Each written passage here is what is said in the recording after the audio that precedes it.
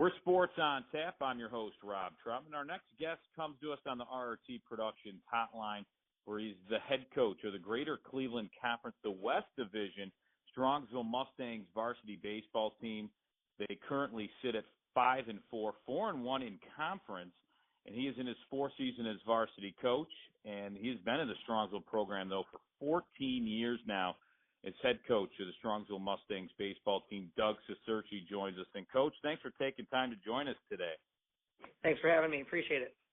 I know how busy you are with the season. You have some postponed games already going through now. But how was your off season with all the players in your program this year?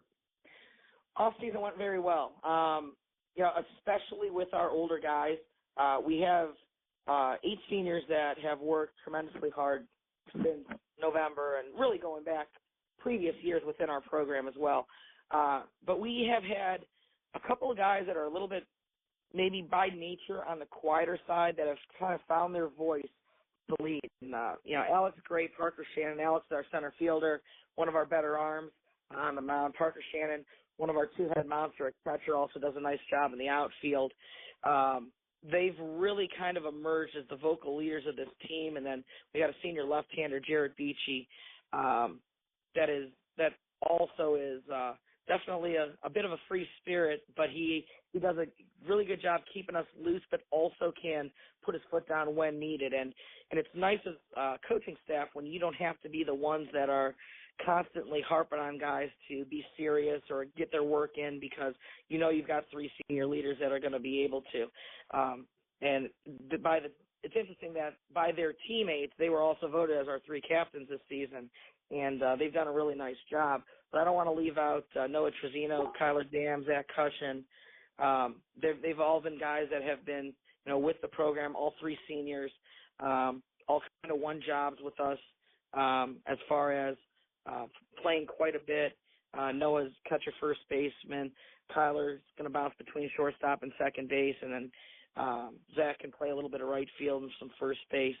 And they've really also kind of just taken in Zach coming off of basketball a little bit. Done a really nice job as far as also being like almost those secondary voices. Noah played basketball as well, coming out of the winter season and kind of emerging as those other guys. And they all kind of trust each other. And it's a good group, and they've been a very fun group to coach. They're very coachable. They want to work, but work is the word. We tend to use the word work a lot, but they have so much fun playing the game, and I really think it's helped as we've gotten on a little bit of a roll here recently. Yeah, and you gave us a great conversation about the makeup of your team with the players that you guys have this year, and how well they get along.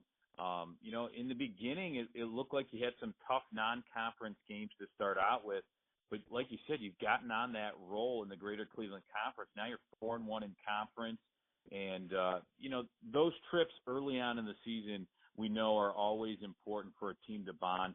Talk a little bit about in the beginning some of the tough non-conference games, because it didn't necessarily go probably as you guys wanted, but I'm sure the players still came together and you got them at a 4-1 conference record now. Well, for sure. I mean, of course you want to do well to start the year, but the first 4 games of our season were against 4 programs that we have tremendous respect for. We opened up, we've gotten on a nice little relationship with Archbishop Moeller down in Cincinnati, and Coach Hull down there runs as good of a program as anybody in the entire state.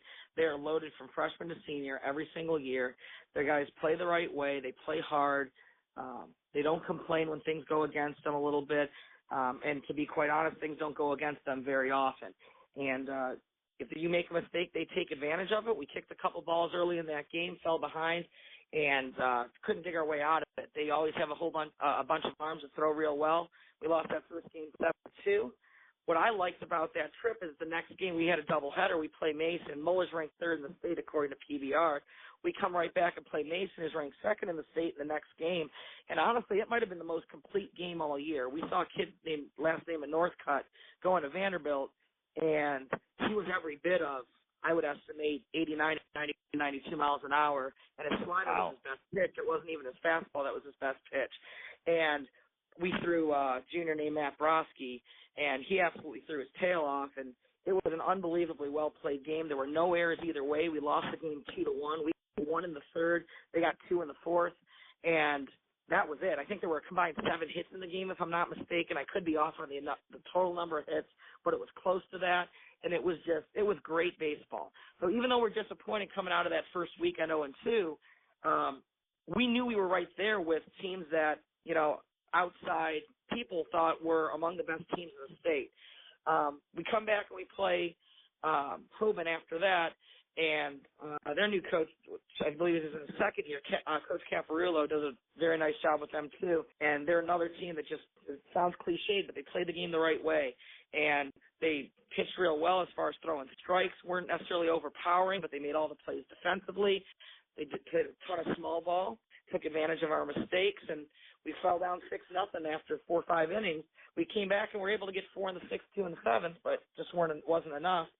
And then we came and saw against Solon to open up conference play, and we see Casey Maniglia, who's one of the best arms that we've seen from this area or anywhere around the state. And again, he was every bit of high 80s to possibly touching 90, 91. And again, a good slider. When you've got that combination working, it's tough to hit. And we got ourselves in a little bit of a hole to begin the season because we were facing all these good teams. We lose that game 3-0. We come out of it kind of wondering where we're at. We did a little bit of soul searching amongst our coaching staff, amongst our team, but the kids have played hard throughout it, and I think they kept the belief throughout it. And since then, we've scored 9 runs in a game 3 times and 17 in a 4th time. So the bats really have woken up since then. I think a lot of it has to do, we were actually a little bit worried seeing those arms were going to, they overpowered us a little bit at the beginning of the year because they're such elite arms, especially Northcutt and Maniglia. But coming off of those 2 games, everybody else that we've seen since then who are good pitchers, it hasn't overpowered us at all. In fact, if anything, we've been right on time, and our bats have really woken up. We know we have a really deep pitching staff. We got guys at the front end we like, and we'll take our 5th, 6th, 7th, 8th guy. You can order them however you want against anybody in the state. We have as much depth as anybody I've seen in high school in a long, long time on the mound. And it's not like they're blowing 90 miles an hour by people, but they know how to pitch. They have multiple pitches they can throw for strikes. And, in a roundabout way, the rain probably helped us a little bit because now when teams are getting stacked up with game after game after game, we have absolutely no problem running our 4th or 5th guy out there to start against anybody else's 4th or 5th guy. We feel like we've got the advantage. And that doesn't mean we don't think we're right there when we run our best guys out there, but we know most good teams are going to have a guy or 2 that can match you pitch for pitch. Depth-wise, not so much. So I really like where we're at right now. We won 5 straight, won 4 straight in the league, and also beat Walsh in between there.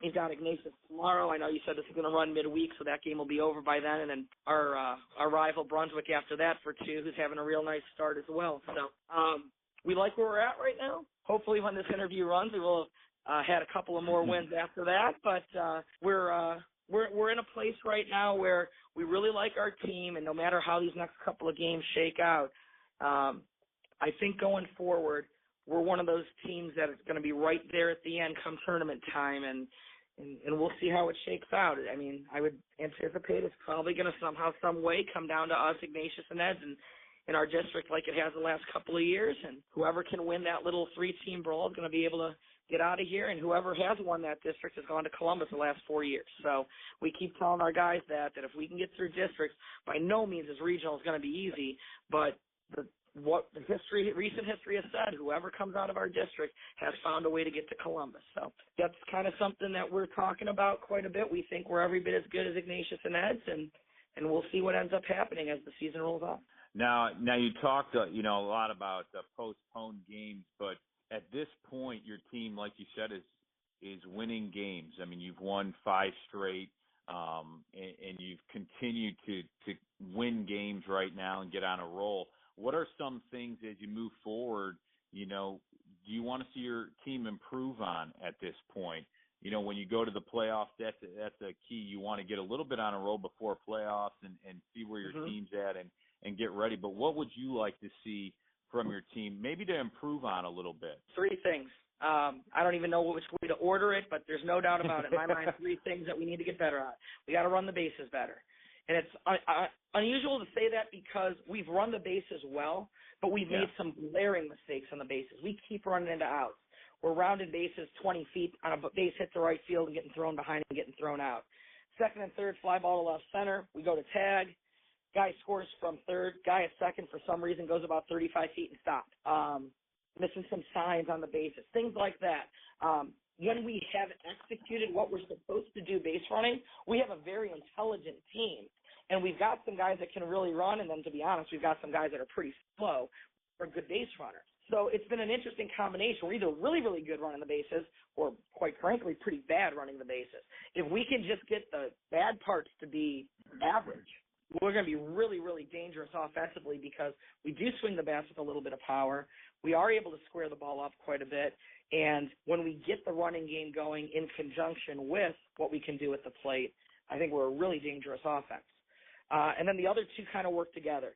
Our pitchers have tremendous stuff. We've got to throw more strikes. And we've especially got to throw more strikes early in the count. If we can do that, instead of our pitchers throwing well and going 4 innings, but having to come out because they're at 80, 85 pitches, maybe they can get to that 5th or 6th inning. Again, we've got depth, so it's maybe not as much of a concern as it's been in past years, but there's still a guy that's rolling on a given day. You'd prefer to not have to take him out because his pitch limit's getting up there. And I'm not talking about the state-based pitch count. I'm just talking about from an effectiveness standpoint. You know, once you start getting up, in my opinion, toward 85, 90 pitches, high schoolers' kids' stuff tends to drop off a little bit. So it's not an automatic number of where we take guys out, but it does tend to be around an upper limit where we start thinking, okay, who's the next guy? And if we can throw more strikes early in the count, now maybe that 20-pitch inning becomes a 14-pitch inning, and you do that a couple innings. Now maybe you're getting into the 6th inning or getting through 6 instead of having to come out after 4. That could at some point matter. It probably hasn't impacted the game this year, but I think it could. And then the third thing that goes along with keeping that pitch count down is our infield defense has to make more plays. They have not been bad, so I don't want to misread that, but it needs to be better. We've been making about an error or two a game in the infield, and that's just too many. We pride ourselves in Strongsville at throwing pitches down in the zone for strikes so guys can force contact on the ground. Well, if we're going to force ground balls, we got to make plays on ground balls. And like I said, it hasn't been bad.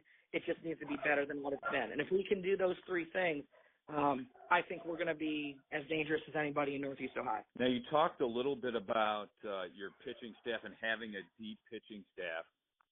Talk a little bit about the rule change.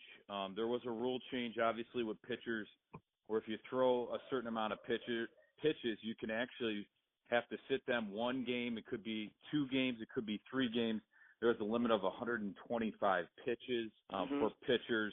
What are your thoughts on that rule? And does that change your strategy a little bit when you think about how your pitchers have to pitch, whether they're pitching a certain amount in 1 inning or? It really hasn't changed the way we do anything.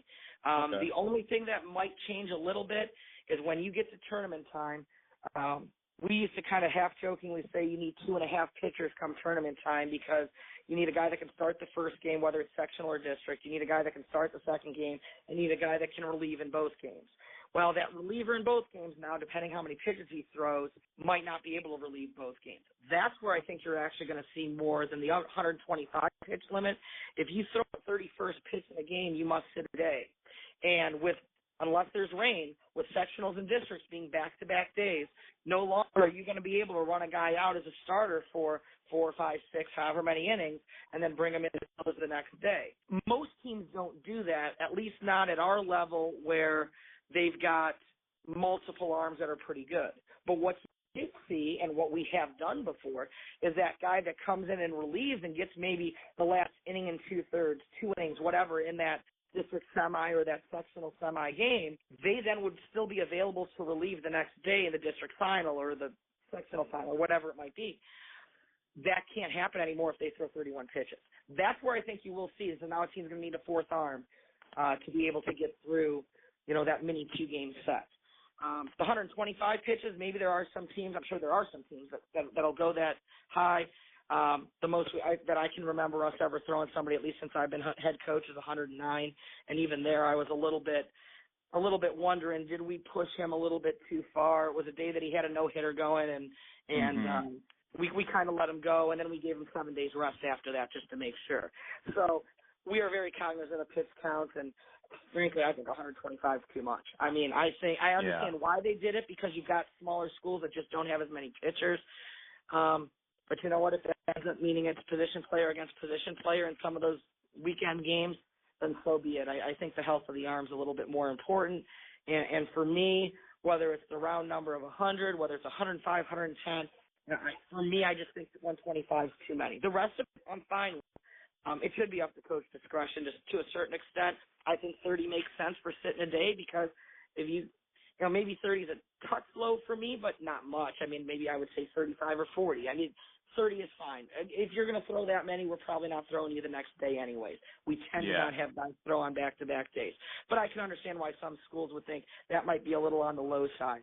And then the next jump up is 50 to 75. I believe I'm going off the top of my head here, but somewhere around there where you've got to sit for 2 days and over 75 up to 125 3 days.